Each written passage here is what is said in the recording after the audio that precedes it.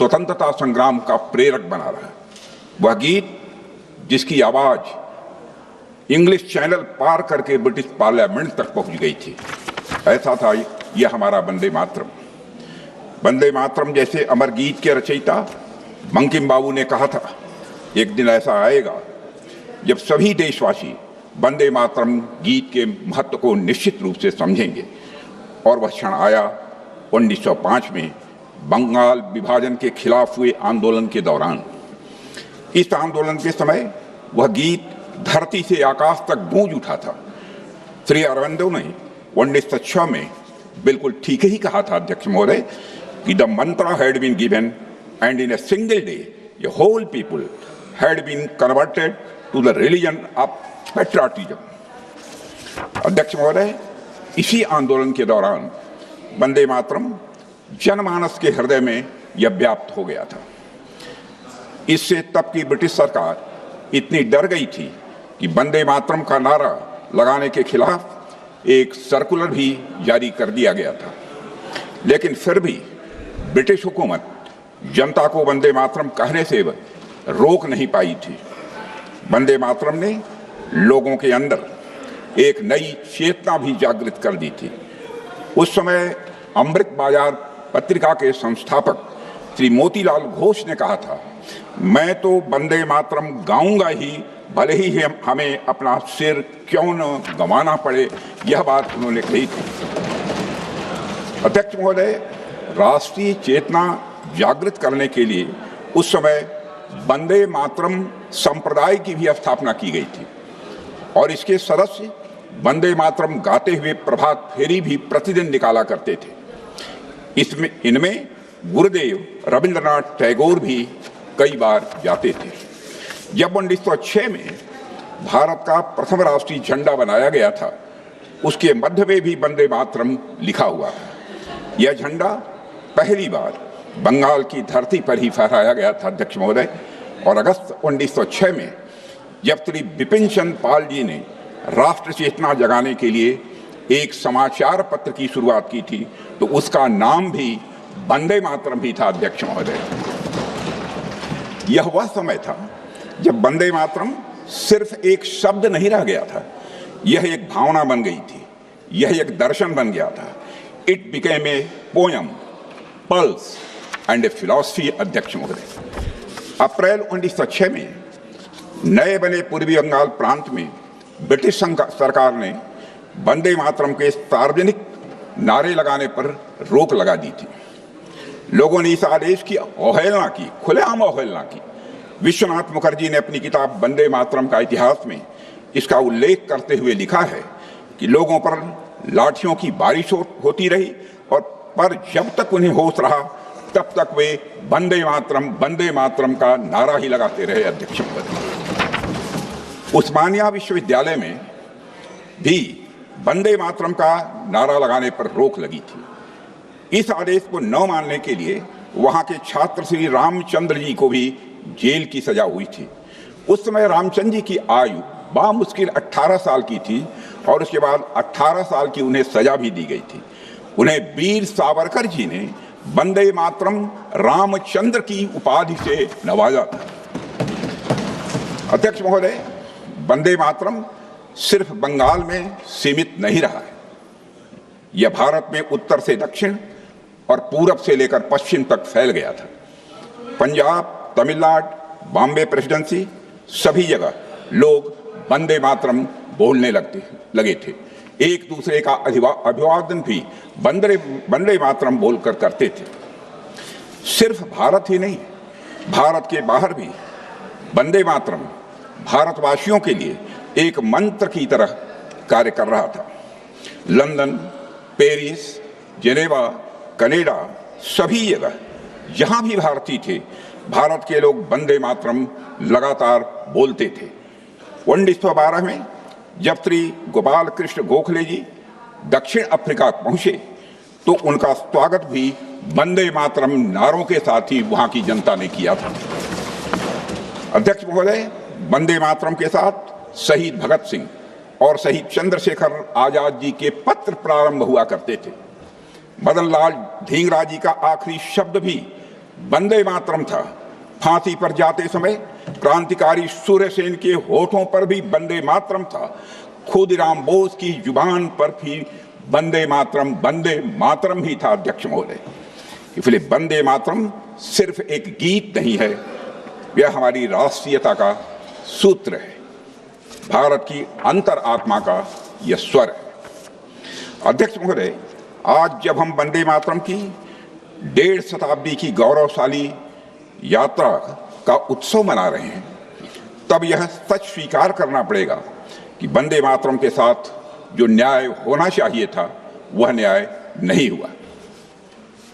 आज आजाद भारत में राष्ट्रगान और राष्ट्रगीत को बराबर का दर्जा देने की बात की गई थी, लेकिन एक हमारी राष्ट्रीय चेतना का अभिन्न अंग बन गया, समाज और संस्कृति की मुख्य धारा में स्थान पा गया, वह हमारे राष्ट्रीय प्रतीकों में शामिल हो गया।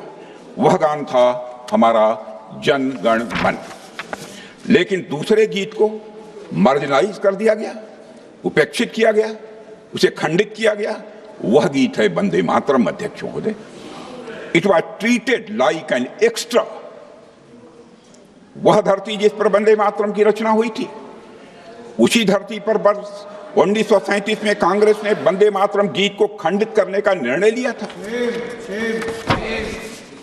और अध्यक्ष महोदय, वंदे मातरम के साथ हुए राजनीतिक छल और अन्याय के बारे में सभी पीढ़ियों को जानना चाहिए। इसीलिए इस संबंध में चर्चा हो रही है, क्योंकि यह अन्याय केवल एक गीत के साथ नहीं था, बल्कि आजाद भारत के लोगों के साथ था। उन लोगों के साथ हुआ जिनकी सांसों में आजादी की हवा वंदे मातरम की पुकार ने भरी थी।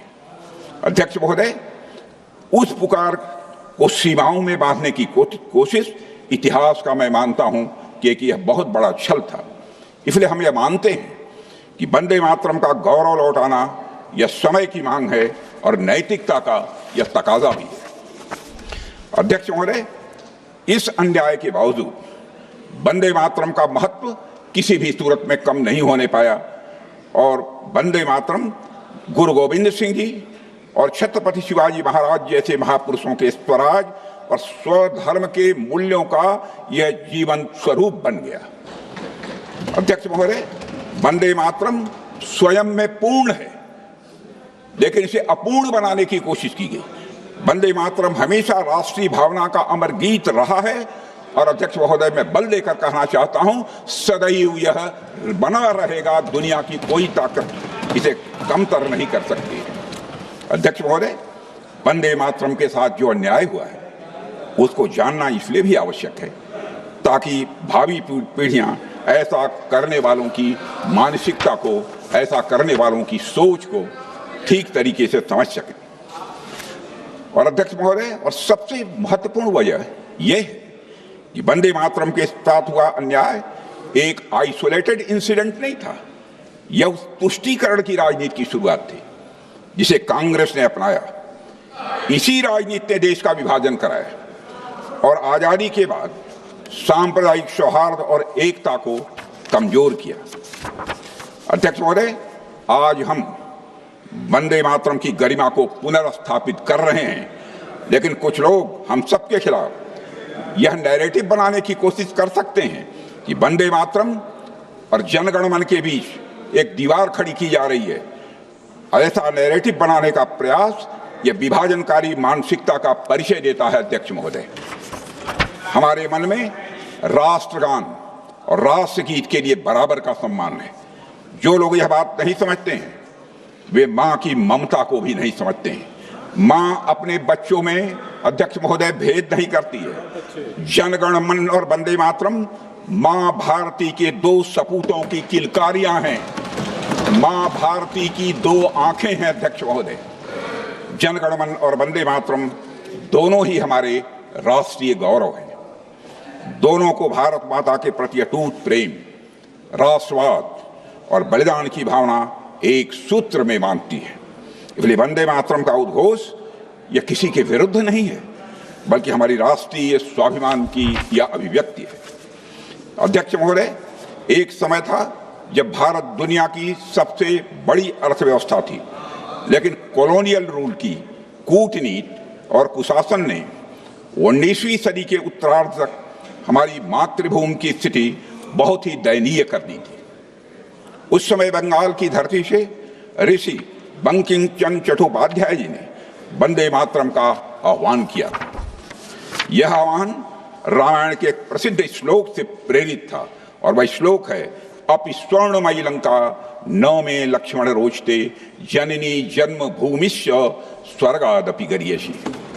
अध्यक्ष महोदय, इस श्लोक में भगवान राम ने लक्ष्मण जी से कहा है, हे लक्ष्मण, यद्यपि यह लंका सोने की है, फिर भी मुझे यह अच्छी नहीं लगती है, क्योंकि जननी और जन्मभूमि यह स्वर्ग से भी बढ़कर है। अध्यक्ष महोदय, यह श्लोक मातृभूमि के उच्चतम स्थान और उसके प्रति प्रेम को दर्शाता है। प्राचीन काल से हम भारतवासी जग जननी, गृह जननी और राष्ट्र जननी की पूजा करते चले आ रहे हैं। अध्यक्ष महोदय, हम नदियों को भी मां की संज्ञा देते हैं। भूमि को मां के स्वरूप में देखना यह हमारी सभ्यता का एक संस्कार और यह विचार रहा है। अथर्ववेद में कहा गया है, माता भूमि ही पुत्रोहम पृथिव्या, यानी पृथ्वी हमारी माता है और हम इसके पुत्र हैं। अध्यक्ष महोदय, मातृ पूजा की इसी परंपरा से ही वंदे मातरम गीत का जन्म हुआ है। लेकिन जो लोग न सभ्यता के मूल्यों को समझते हैं, जो लोग न संस्कृत के महत्व को स्वीकारते हैं, जिन्होंने परंपराओं को दरकिनार कर दिया है, वे लोग यह बात न पहले समझ सके थे, न अब भी वो समझ पा रहे हैं। अध्यक्ष महोदय, प्रधानमंत्री श्री नरेंद्र मोदी के नेतृत्व में हमारी सरकार ने वंदे मातरम की 150वीं वर्षगांठ को धूमधाम से सारे देश में मनाने का फैसला किया है। वर्षगांठ का यह उत्सव सांकेतिक नहीं होगा। अध्यक्ष महोदय, कोई दिखावा नहीं है, यह एक प्रण है वंदे मातरम को एक उचित सम्मान दिलाने का। अध्यक्ष महोदय, आज मैं यहाँ वंदे मातरम से जुड़े दो मुख्य बिंदु सदन के समक्ष रखना चाहता हूँ। पहला यह कि भारत की आत्मा उसकी आध्यात्मिक आस्था है। यह आध्यात्मिक आस्था रिलीजन या मजहब से नहीं जुड़ी हुई है, बल्कि राष्ट्र भक्ति से जुड़ी हुई है और यह बांटने वाली नहीं है, यह समावेशी है। अध्यक्ष महोदय, दूसरा मैसेज इसका यह है कि बंकिम चंद्र जी चटर्जी ने जब भारत माता की मातृभूमि के रूप में कल्पना की, तब वह कोई पॉलिटिकल कंसेप्ट नहीं था, कोई रिलीजियस कंसेप्ट नहीं था, यह कम्युनल कंसेप्ट नहीं था। इसे राजनीतिक या सांप्रदायिक रंग तो कुछ कट्टरपंथियों ने दिया है। उन्होंने इसके गाने पर आपत्तियां उठाई और इन आपत्तियों के पीछे अंग्रेजी हुकूमत की डिवाइड एंड रूल की पॉलिसी थी। इसे दुर्भाग्य से उस समय की कांग्रेस की तुष्टीकरण की राजनीति का भी भरपूर समर्थन मिला है। अध्यक्ष महोदय, आज हमें इस गलती को पूरी तरह से सुधारना होगा और मां भारती से जुड़े हुए हर प्रतीक के प्रति जो राजनीतिक पूर्वाग्रह है, उनसे देश और समाज को, अध्यक्ष महोदय, हमें मुक्ति दिलानी ही होगी। अध्यक्ष महोदय, प्रारंभ में वंदे मातरम की रचना स्वतंत्र रूप से की गई थी और बाद में इसे बंकिम चंद्र चट्टोपाध्याय ने आनंद मठ उपन्यास में शामिल किया था। कुछ लोगों को आनंद मठ भी सांप्रदायिक लगा, इस कारण वंदे मातरम को भी निशाना बनाया गया। मेरी समझ में आनंद मठ और वंदे मातरम के प्रति यह सोच कदापि उचित नहीं ठहराई जा सकती है। अगर हम उस कालखंड में जाएं जिसे आनंद मठ चित्रित करता है, तो यह स्पष्ट हो जाता है कि आनंद मठ की विषय वस्तु किसी भी मजहब या संप्रदाय के खिलाफ कदापि नहीं थी। उस समय बंगाल में, अध्यक्ष महोदय, भयंकर अकाल था, लोगों को अकाल का सामना करना पड़ रहा था, लोग भूखमरी के कगार पर थे। अंग्रेजों के दबाव में बंगाल का नवाब लोगों से भारी उस समय लगान की वसूली कर रहा था। आनंद मठ इस अन्याय के खिलाफ लिखा गया था। इस बात से यह साफ हो जाता है कि वंदे मातरम और आनंद मठ कभी भी इस्लाम विरोधी नहीं था। यह तो उस दौर के बंगाल के नवाब और ब्रिटिश साम्राज्यवाद के गठजोड़ के खिलाफ आम जनता की यह पुकार थी। अध्यक्ष महोदय, आनंद मठ उपन्यास में जब उसका एक पात्र भवानंद वंदे मातरम गाता है तो दूसरे पात्र महेंद्र पूछते हैं, माता कौन है? भवानंद उसे जवाब देते हैं, हम और किसी मां को नहीं मानते। जननी जन्मभूमिश्च स्वर्गादपि गरीयसी, हम जानते हैं जन्मभूमि ही जननी है, हमारी मां नहीं, पिता नहीं, बंधु नहीं, स्त्री नहीं, पुत्र नहीं, घर नहीं, मकान नहीं, हमारे लिए सिर्फ वही सुजला और सुफला है। अध्यक्ष महोदय, क्या ऐसी भावना का चित्रण करने वाला कवि और लेखक, क्या वह कम्युनल हो सकता था? अब समय आ गया है कि वंदे मातरम और उसके इतिहास का अनबायास्ड इवैल्यूएशन किया जाए। अध्यक्ष महोदय जी, आ गया है समय वह। अध्यक्ष महोदय, वंदे मातरम के 2 पद तो सभी ने सुने हैं, लेकिन बाकी के बारे में लोगों को ज्यादा पता नहीं है। ओरिजिनल वर्जन में से अधिकांश अर्थों को भुला दिया गया है। उन पदों में भारत की विशेषताओं को दर्शाया गया है। अब उन पदों के महत्व और अर्थ को पूरी तरह से समझने का अवसर आ गया है। अध्यक्ष महोदय, और यही अवसर है। पहला पद जिसे हटाया गया, उसमें बंकिम बाबू भारत माता के संदर्भ में कहते हैं, तुम ही विद्या हो, तुम ही धर्म हो, तुम ही हृदय हो, तुम ही मर्म हो, तुम ही मेरे शरीर की प्राण शक्ति हो। वंदे मातरम से इन कुछ पंक्तियों से निकालने का समर्थन करने वालों से मैं ये पूछना चाहता हूं, जिन्होंने भी निकाला, किस संदर्भ में, किस अर्थ में, किस भावना में, किस तरह और किस दृष्टि से उनको वंदे मातरम की यह सारी पंक्तियां सांप्रदायिक और राजनीतिक लगी? मैं बताता हूं उन्हें यह पंक्तियां सांप्रदायिक और राजनीतिक क्यों लगी। इसका कारण है क्योंकि वे वंदे मातरम को जिन्ना के चश्मे से देख रहे थे। इस कारण उन्हें सांप्रदायिक। अध्यक्ष महोदय, वंदे मातरम की यह पंक्ति भारत की आत्मा का परिचय है। फिर से दोहराना चाहता हूं, वंदे मातरम की यह पंक्ति भारत की आत्मा का परिचय है। यह पंक्ति हमें बताती है कि हमारा भारत एक ऐसी सभ्यता है जिसने आध्यात्मिकता को कभी दीवार नहीं बनने दिया। हमारा अध्यात्म वह सूत्र है जो तोड़ने का काम नहीं करता है, हमारा अध्यात्म जोड़ने का काम करता है। यह वह सभ्यता है जिसने कभी इस बात पर बल नहीं दिया कि सब लोग एक ही ईश्वर की पूजा करें, एक ही ग्रंथ माने और एक ही रीति रिवाज का पालन करें। बंगाली संस्कृति में रचे बसे बंकिम चंद्र चटर्जी इस बात को अच्छी तरह समझते थे। एक और पद में उन्होंने लिखा, बाहुते तुमिमा शक्ति, बाहुते तुमिमा शक्ति, हृदय तुमिमा भक्ति, यानी हे मां, तन की शक्ति भी तुम ही हो और मन की भक्ति भी तुम ही हो। लेकिन उन्होंने तुरंत स्पष्ट किया कि मां की यह भक्ति किसी मूर्ति की पूजा नहीं है। It is the reverence of A people for the land that sustains them. अध्यक्ष महोदय, इन तमाम तर्कों के बावजूद कांग्रेस के एक बड़े तबके ने अपनी तुष्टीकरण की राजनीति का खेल बंद नहीं किया। अध्यक्ष महोदय, धर्म को रिलीजन समझना और मातृ पूजा को मूर्ति पूजा के रूप में देखना अंग्रेजों की और मुस्लिम लीग की पॉलिसी हो सकती थी, क्योंकि इसमें उनका राजनीतिक स्वार्थ छिपा हुआ था।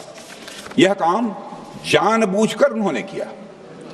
वंदे मातरम को खंडित किया गया, उसे तुष्टीकरण का शिकार बनाया गया।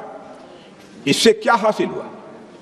अध्यक्ष महोदय, क्षमा करें, कि कांग्रेस की अपीजमेंट की पॉलिसी न सिर्फ पार्टीशन को रोकने में विफल रही, बल्कि मैं मानता हूं कि यह पार्टीशन का कारण भी बनी है। अध्यक्ष महोदय, अब बताओ, जहां एक और कांग्रेस ने तुष्टीकरण की राजनीति की है, वहीं हमने सबका साथ, सबका विकास, सबका विश्वास की भावना के साथ काम किया है। अध्यक्ष महोदय, आजादी के आंदोलन के दौरान ही कांग्रेस के कुछ लोगों की अपने आप को सेकुलर दिखाने की बेचैनी इतनी बढ़ चुकी थी कि भारतीय संस्कृति, भारतीय परंपरा और हमारी महान सभ्यता से जुड़ी कोई भी बात उन्हें कम्युनल दिखाई देती थी।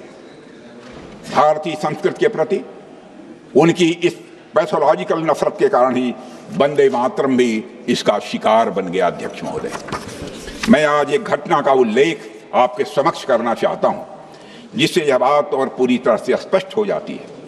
विदेश मंत्रालय की एक उच्च स्तरीय बैठक में, जहां नेहरू जी स्वयं मौजूद थे, कॉमनवेल्थ सेक्रेटरी वाईडी गुंडेविया ने पूछा, अगर कल को कम्युनिस्ट केंद्र की सत्ता में आ जाएं तो सरकारी तंत्र का क्या होगा? नेहरू जी ने झुठलाकर जवाब दिया, कम्युनिस्ट कम्युनिस्ट। भारत के लिए खतरा कम्युनिज्म नहीं है, खतरा है तो हिंदू राइट विंग कम्युनिज्म है। और यह प्रमाण के आधार पर मैं कह सकता हूं, यह एक पुस्तक में लिखा है। कोई प्रमाण मांगेगा तो उसका प्रमाण भी मैं दे सकता हूं। अध्यक्ष महोदय, दुर्भाग्य से नेहरू जी यह देखने के लिए जीवित नहीं रहे कि उसी राइट विंग ने हमेशा संविधान के मूल्यों के अनुरूप काम किया है। संविधान के मूल्यों की अवहेलना हमने कभी नहीं की है। और कम्युनिस्ट विचारधारा से जन्मे लेफ्ट विंग एक्सट्रीमिज्म के कारण न जाने कितनी पीढ़ियां बर्बाद हो गई। अध्यक्ष महोदय, देश के कई हिस्से विकास में विकास में पीछे रह गए।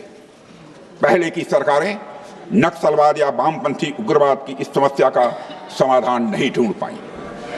इस समस्या का समाधान अगर किसी ने ढूंढा तो वह है हमारे प्रधानमंत्री श्री नरेंद्र मोदी। उनके नेतृत्व में लेफ्ट विंग एक्सट्रीमिज्म आज पूर्णतः समाप्त की ओर है। अध्यक्ष महोदय, आज वह अपनी सांसें तोड़ रहा है। यह कितनी बड़ी विडंबना थी कि जिस कम्युनिस्ट आइडियोलॉजी ने कई देशों में सत्ता पाने के लिए हिंसा का रास्ता अपनाया, उस विचारधारा को खतरा न मानकर वसुधैव कुटुंबकम की भावना में विश्वास रखने वाली विचारधारा को खतरा माना गया। यह बात कोई रैंडम थॉट नहीं थी। अध्यक्ष महोदय, यह एक ऐसा पूर्वाग्रह था जिसने तुष्टीकरण की राजनीति को जन्म दिया। इसी तुष्टीकरण की राजनीति के कारण कुछ पड़ोसी देशों से आए अल्पसंख्यक समुदाय के शरणार्थियों को दशकों तक अपने अधिकारों से वंचित रखा गया। और इसी तुष्टीकरण की राजनीति के कारण मुस्लिम महिलाओं से समान अधिकार छीने गए। और इसी तुष्टीकरण की राजनीति के कारण भारत का विभाजन हुआ। और इसी तुष्टीकरण की राजनीति के कारण आज पश्चिम बंगाल से बहुत से परिवारों को पलायन करना पड़ रहा है।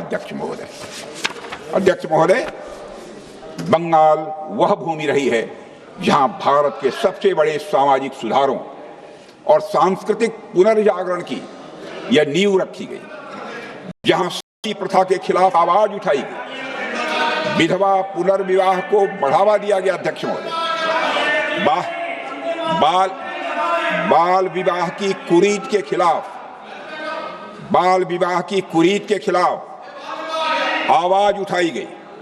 इसी बंगाल की धरती ने भारतीय पुनर्जागरण के जनक राजा राम मोहन राय को जन्म दिया है। अध्यक्ष महोदय, महान समाज सुधारक श्री ईश्वरचंद्र विद्यासागर जी का भी जन्म और कर्मभूमि बंगाल ही रहा है। इसी पवित्र धरती पर जन्मे स्वामी विवेकानंद जी ने 1893 में हुई विश्व धर्म संसद में भारत की सनातन सभ्यता के महान मूल्यों से पूरी दुनिया को अवगत कराया था। और इसी धरती पर जन्मे गुरुदेव रविन्द्रनाथ टैगोर ने भारत को पहला नोबेल प्राइज भी दिलवाया था। अध्यक्ष महोदय, बंगाल वह पवित्र भूमि है जहां चैतन्य महाप्रभु, स्वामी परमानंद, संत रामकृष्ण परमहंस और स्वामी विवेकानंद जैसे संतों ने जन्म लिया है। उनकी उपस्थिति ने बंगाल को अध्यात्म, संस्कृति और हमारी सभ्यतागत चेतना का एक उज्जवल केंद्र बना दिया। दुख की बात है कि कभी महान विचारों और क्रांतिकारी परिवर्तनों की जननी रही यह बंगाल की भूमि बाद के समय में तुष्टीकरण की राजनीति का केंद्र बना दी गई। अध्यक्ष महोदय, और यह सचमुच विडंबना है कि वही भूमि जहां से राष्ट्रीय एकता का बिगुल बजा था, वहीं से देश की एकता और अखंडता को चुनौती देने वाला नक्सलवादी उग्रवाद भी उसी धरती से पैदा हुआ है। और अध्यक्ष महोदय, यह भी विडंबना है कि जहां से महिलाओं के समान अधिकार के लिए सामाजिक आंदोलन शुरू हुआ था, वही भूमि आज महिलाओं के लिए असुरक्षित हो गई है। और यह विडंबना है कि जहां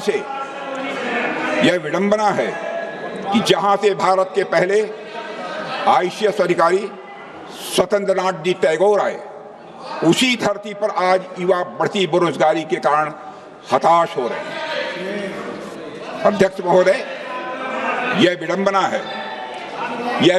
है कि वही भूमि जहां के सपूत स्वामी विवेकानंद जी ने भगवा वस्त्र पहनकर पूरी दुनिया को भारतीय सभ्यता की महानता से परिचित कराया था, आज उसी भूमि पर भगवा रंग का मजाक उड़ाया जाता है, उससे घृणा की जाती है। और अध्यक्ष महोदय, बंगाल का यह पतन हुआ है दशकों तक सत्ता में रही वामपंथ की सरकारों के कारण और उनके द्वारा की गई हिंसा के कारण हुआ है। तृणमूल कांग्रेस के कुशासन के कारण, उसकी विभाजनकारी राजनीति के कारण अध्यक्ष महोदय, उसकी तुष्टीकरण की रीत के कारण और घुसपैठियों को शरण देने के कारण अध्यक्ष महोदय ऐसा हुआ। और अध्यक्ष महोदय, बंकिम चंद्र चटर्जी ने कहा था, बंगाल हिंदू और मुसलमान, बंकिम चंद्र चटर्जी ने कहा था कि बंगाल हिंदू और मुसलमान दोनों का है। बंगाल की भलाई के लिए जरूरी है कि हिंदू और मुसलमानों में एकता हो। जिस व्यक्ति के ऐसे विचार हों, क्या वे कभी सांप्रदायिक गीत लिख सकते थे अध्यक्ष महोदय? कुछ लोगों के द्वारा वंदे मातरम में उपयोग किए गए मेटाफर्स, रूपक जिन्हें कहते हैं, को मिस इंटरप्रिटेट किया गया। हो सकता है यह काम कई बार ना समझी में किया गया हो, पर मेरी समझ से कई बार अध्यक्ष महोदय यह जानबूझकर किया गया है। यह बात नहीं है कि हमारे मुस्लिम भाइयों ने बंकिम चंद्र चटर्जी के मेटाफर्स को सही अर्थ में नहीं समझा था।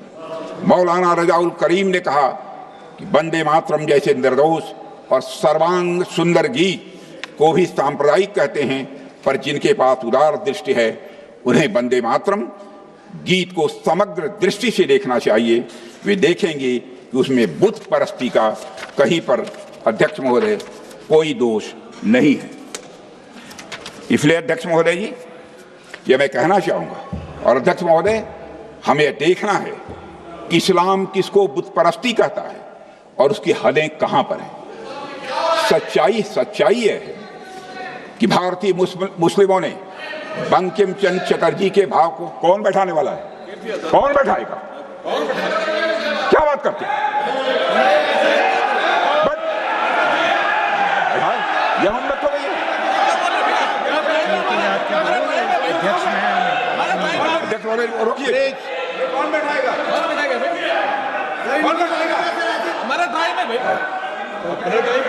हमारे साथी थे, हमारे साथी।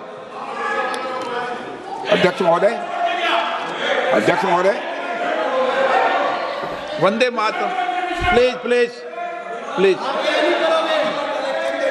अध्यक्ष महोदय, सच्चाई है अध्यक्ष महोदय, संसद में कोई चाहे जो बोले, सच बोले, सत्य से थोड़ा परे भी बोले, लेकिन शोर शराबा नहीं मचाना चाहिए। खड़े होकर आप बाद में जब भी बोलने का अवसर मिले आप उसका प्रतिकार कर सकते हैं। संसद की मर्यादा है, सदैव मैंने इसका ध्यान रखा है महोदय। संसद तरफ से यह मेरे बारे में कोई नहीं कह सकता। संसद की मर्यादा मैंने कभी नहीं तोड़ी। अध्यक्ष महोदय, सच्चाई यह है कि भारतीय मुस्लिमों ने बंकिम चंद्र चटर्जी के भाव को कांग्रेस के कुछ नेताओं या मुस्लिम लीग के नेताओं से कहीं अधिक गहराई और सही अर्थ में समझा था। और हमारे यहाँ की सूफी परंपरा में अध्यक्ष महोदय, विशेषकर पंजाब और बंगाल में अक्सर यह भाव देखने को मिलता है जिस भाव से वंदे मातरम लिखा गया। ख्वाजा गुलाम फरीद ने लिखा है, ए हुस्न ए हकीकी नूरे अज़ल, ए हुस्न ए हकीकी नूरे अज़ल, तैनू वाजिब ते इम्कान कहूँ, तैनू दशरथ लक्ष्मण राम कहूँ, तैनू सीता जी जानान कहूँ। जिसका भावार्थ है, हे सत्य सौंदर्य, हे दिव्य प्रकाश, तुम्हें क्या नाम दूं? क्या तुम्हें दशरथ कहूं, लक्ष्मण कहूं, राम कहूं या सीता कहूं? यह भाव। अध्यक्ष महोदय, एक मशहूर वकील राम जेठामलानी जी ने एक बात कही थी, मुझे अच्छी तरह याद है, वो अच्छी तरह मुझे याद है।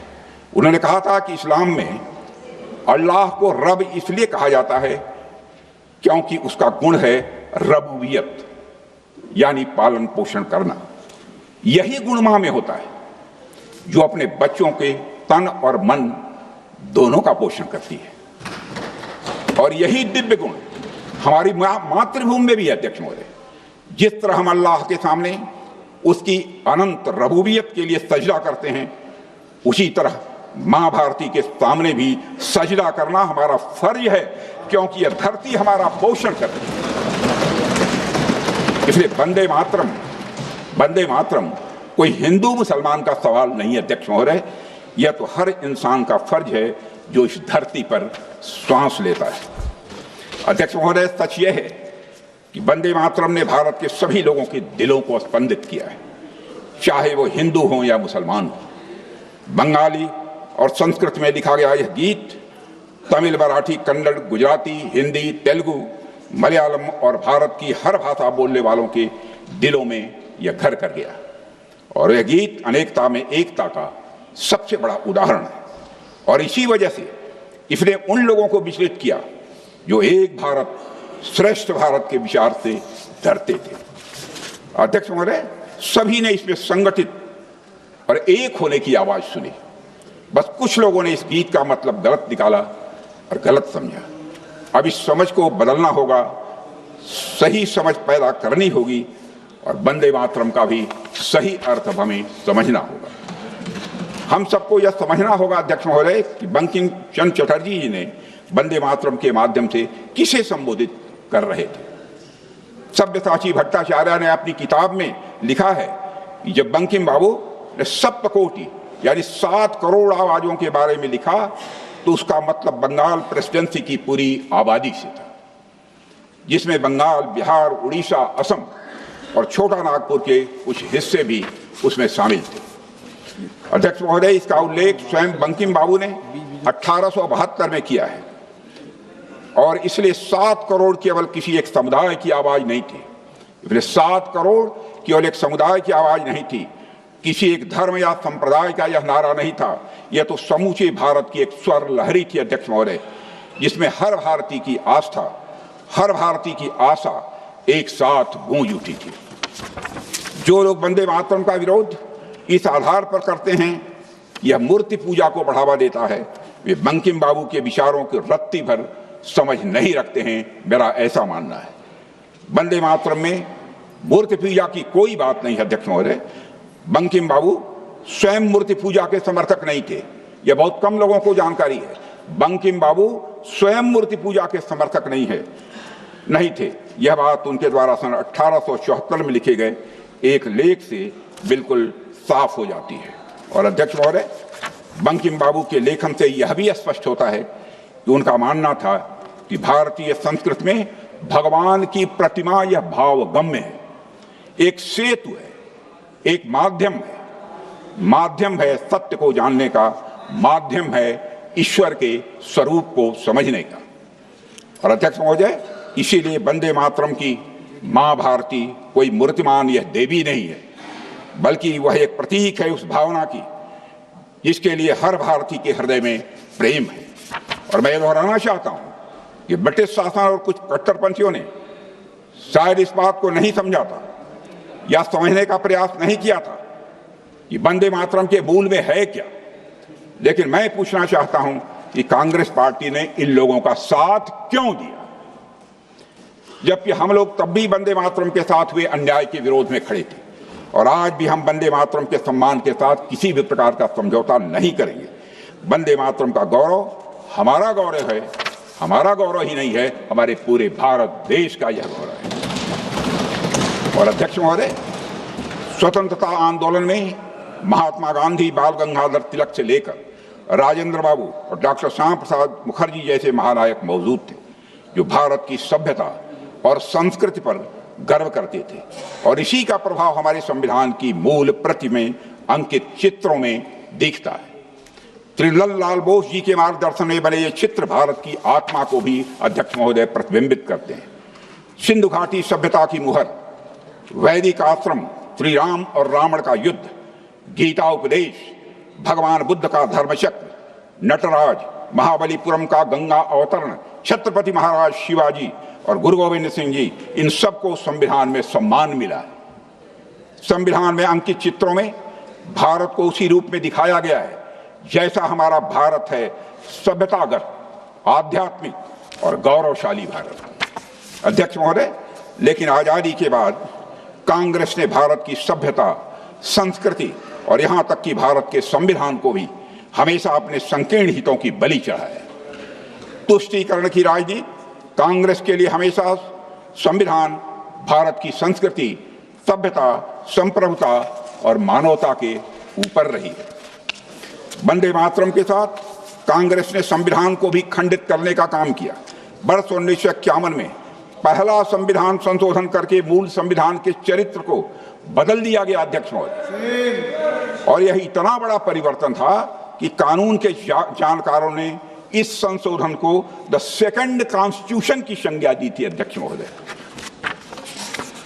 और उस समय हमने संविधान की आत्मा को बचाने की लड़ाई भी लड़ी थी। डॉक्टर श्याम प्रसाद मुखर्जी ने इसका बहुत जबरदस्त विरोध किया था। उन्होंने पंडित नेहरू से कहा था, you are treating this constitution as a scrap of paper, यानी आप इस संविधान के साथ रद्दी कागज जैसा व्यवहार कर रहे हैं। यह डॉक्टर श्याम प्रसाद मुखर्जी ने कहा था। यही नहीं, 42वें संशोधन से भी संविधान को पूरी तरह बदल दिया गया था। संविधान की प्रस्तावना के साथ ही खिलवाड़ किया गया। ऐसे कुछ शब्द जोड़े गए, सेकुलर एंड सोशलिज्म, जिन्हें संविधान सभा ने नकार दिया था उस समय। अध्यक्ष महोदय, संविधान और उसके मूल्यों के साथ खिलवाड़ आगे भी जारी रखा गया। यूनिफॉर्म सिविल कोड हमारे संविधान में निहित एक महान संवैधानिक आदर्श है। साहबानों के इसमें सुप्रीम कोर्ट ने एक बहुत ही प्रगतिशील फैसला लिया था जो कि मुस्लिम महिलाओं के हक में था। अध्यक्ष महोदय, उस फैसले को उलटने के लिए जब कांग्रेस की सरकार में संसद में कानून पास किया तो यह पूरी तरह से स्पष्ट हो गया कि कांग्रेस के लिए न्याय से ज्यादा महत्वपूर्ण है वोट बैंक और तुष्टीकरण की राजनीति। और अध्यक्ष महोदय, तुष्टीकरण की राजनीति के कारण ही इतने सालों तक जम्मू कश्मीर से आर्टिकल 370 नहीं हटाया गया, जिसके कारण वहां आतंकवाद को बढ़ावा मिला, जम्मू कश्मीर विकास से वंचित रह गया। इस भूल को सुधारने का काम भी यदि किसी ने किया है तो हमारे प्रधानमंत्री नरेंद्र मोदी जी ने किया है। और अध्यक्ष महोदय, स्वस्थ लोकतंत्र की सबसे अहम पहचान होती है sanctity of the electoral process. सबसे अहम पहचान होती है स्वस्थ हेल्दी डेमोक्रेसी की, sanctity of the electoral process. लेकिन कंटिन्यूअस माइग्रेशन, डेथ्स और रैपिड अर्बनाइजेशन मतदाता सूचियों को डिस्टार्ट कर देते हैं। इसलिए चुनावों की विश्वसनीयता प्रभावित होती है, जेन्युइन वोटर्स को नुकसान होता है और साथ ही चुनावी वैधता पर भी स्वाभाविक रूप से प्रश्न उठते हैं। यहीं पर अध्यक्ष महोदय एसआईआर जैसी प्रक्रिया की आवश्यकता पड़ती है। यहीं पर अध्यक्ष महोदय एसआईआर जैसी प्रक्रिया की आवश्यकता पड़ती है ताकि मतदाता सूची को ठीक किया जाए। लेकिन जब कुछ दलों के नेता चुनाव हारते हैं या उन्हें हार सामने दिखाई देती है तो वे इस पूरी प्रक्रिया को हिलाकर कटघरे में खड़ा कर देते हैं और यह संवैधानिक संस्थाओं के प्रति गहरे अनादर भाव को दर्शाता है। अध्यक्ष महोदय, अब यही लोग लगातार चुनाव आयोग पर एक साजिश के तहत हमले कर रहे हैं। यह कोई साधारण आलोचना नहीं है, यह एक सोची समझी साजिश का यह हिस्सा है। अध्यक्ष महोदय, संवैधानिक संस्थाओं को बदनाम करना राष्ट्र के साथ अन्याय है, क्योंकि यही संस्थाएं हमारे लोकतंत्र की रीढ़ हैं। लेकिन इन दलों के लिए यह कोई नई बात नहीं है। संस्थाओं को कमजोर करना और उनके निर्णयों पर संदेह खड़ा करना उनकी लंबी राजनीतिक परंपरा रही है। आज जब देश मजबूत लोकतांत्रिक मूल्यों के साथ आगे बढ़ रहा है तब ऐसी नकारात्मक राजनीति न केवल निराशाजनक है बल्कि देश हित के विरुद्ध भी है। अध्यक्ष महोदय, कुछ दल अपने राजनीतिक स्वार्थ साधने के लिए सिर्फ कॉन्स्टिट्यूशंस को ही नहीं नुकसान पहुंचाया है बल्कि अपीजमेंट पॉलिटिक्स के लिए भारत की संस्कृति को भी नीचा दिखाया है। अध्यक्ष महोदय, यह बात इतिहास के पन्नों में दर्ज है कि जब डॉक्टर राजेंद्र प्रसाद जी ने सोमनाथ मंदिर के पुनर्निर्माण और उद्घाटन में शामिल होकर सांस्कृतिक पुनर्जागरण का संदेश देना चाहा, तब कांग्रेस ने इसका कड़ा विरोध भी किया था। राम मंदिर निर्माण की मांग करोड़ों भारतीयों की आस्था की प्रतीक थी, लेकिन कुछ दलों ने न केवल वोट बैंक की राजनीति के कारण इसका निरंतर विरोध किया, सदियों के संघर्ष, एक लंबी न्यायिक लड़ाई और सुप्रीम कोर्ट के ऐतिहासिक निर्णय के बाद कहीं जाकर भगवान श्री राम के मंदिर का निर्माण हुआ है। और यह केवल एक मंदिर का निर्माण नहीं है, बल्कि यह भारतीय सभ्यता के आत्म गौरव की पुनर्स्थापना भी थी। अध्यक्ष महोदय, इन सभी बातों को देखकर मैं ये कह सकता हूं कि वंदे मातरम की अस्वीकृति धार्मिक नहीं बल्कि स्ट्रेटेजिक थी। वंदे मातरम की अस्वीकृति धार्मिक नहीं बल्कि स्ट्रेटेजिक थी। जहां कुछ लोग वंदे मातरम के साथ सौतेला व्यवहार कर रहे थे, सांप्रदायिक बता रहे थे, वहीं दूसरी ओर महात्मा गांधी और डॉक्टर राजेंद्र प्रसाद जैसे नेताओं को इसमें किसी प्रकार की सांप्रदायिकता अध्यक्ष महोदय नहीं दिखी है। अध्यक्ष महोदय, महात्मा गांधी ने कहा था वंदे मातरम मेरे मन में गहराई तक बैठ गया है।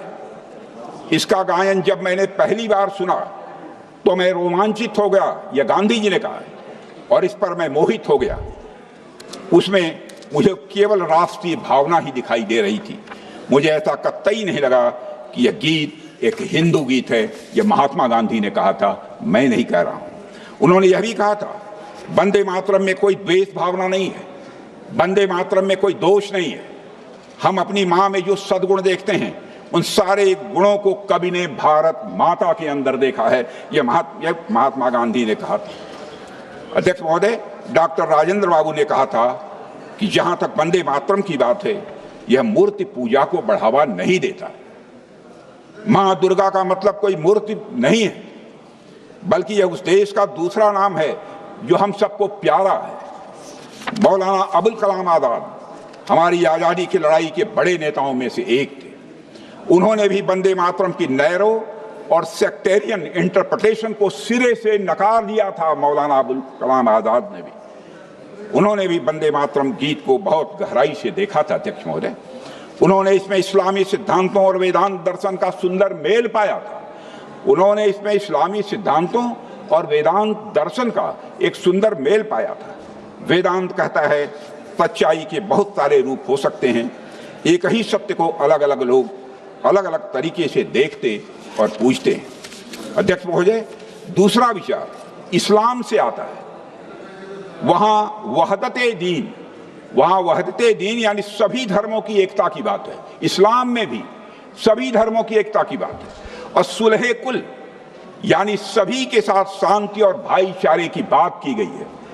वंदे मातरम गीत में उन्होंने यह अद्भुत संगम, सामंजस्य और यह समानता देखी। अध्यक्ष बदरुद्दीन तैयब जी, मोहम्मद रहीमतुल्लाह सयानी, नवाब सैयद मोहम्मद बहादुर, doctor M A Ansari, Maulana Azad, इनमें से किसी ने भी वंदे मातरम का कभी भी विरोध नहीं किया है। अध्यक्ष महोदय, जहां तक बात है मूर्ति पूजा की, तो मैं आज इस सदन के माध्यम से सभी देशवासियों को बताना चाहता हूं, अरबी और फारसी साहित्य में भी उम्मी कोरा, अरबी और फारसी साहित्य में भी उम्मू कोरा यानी ग्राम में जननी, उन्मुल मोमेनीन यानी विश्वास करने वालों की मां, और उम्मुल किताब यानी ग्रंथ जननी जैसे शब्द मिलते हैं।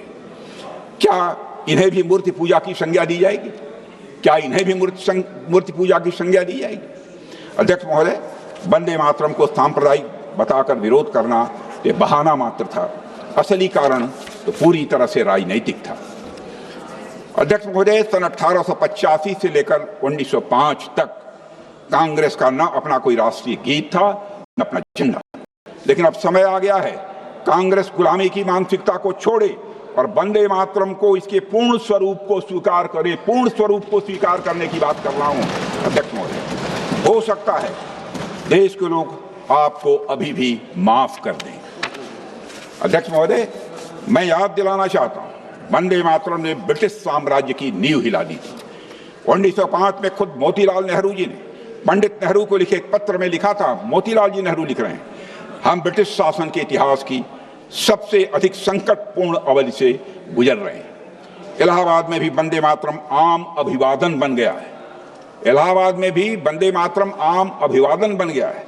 यदि अभियान चलता रहा तो यहाँ लौटने पर जब तुम गए उससे बिल्कुल बदला हुआ पाओगे, यह मोतीलाल नेहरू जी ने कहा है। इतना जन समर्थन होने के बाद भी तथाकथित रिलीजियस सेंटिमेंट हर्ट होने के नाम पर वंदे मातरम का बराबर विरोध किया गया। कुछ लोगों द्वारा तरह तरह के षड्यंत्र करके उस गीत को 2वें स्थान पर लाकर खड़ा कर दिया गया। नेताजी जब कांग्रेस से निकले और आजाद हिंद फौज की स्थापना की तो फौज के संचालन गीतों में वंदे मातरम को राष्ट्र गीत का स्थान दिया गया था। अध्यक्ष महोदय, पंडित नेहरू ने वंदे मातरम के खिलाफ तरह तरह के तर्क दिए। उनके अनुसार वंदे मातरम ऑर्केस्ट्रा पर आसानी से नहीं बजाया जा सकता।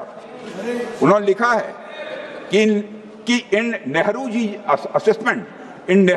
Assessment tune was not more important than the words.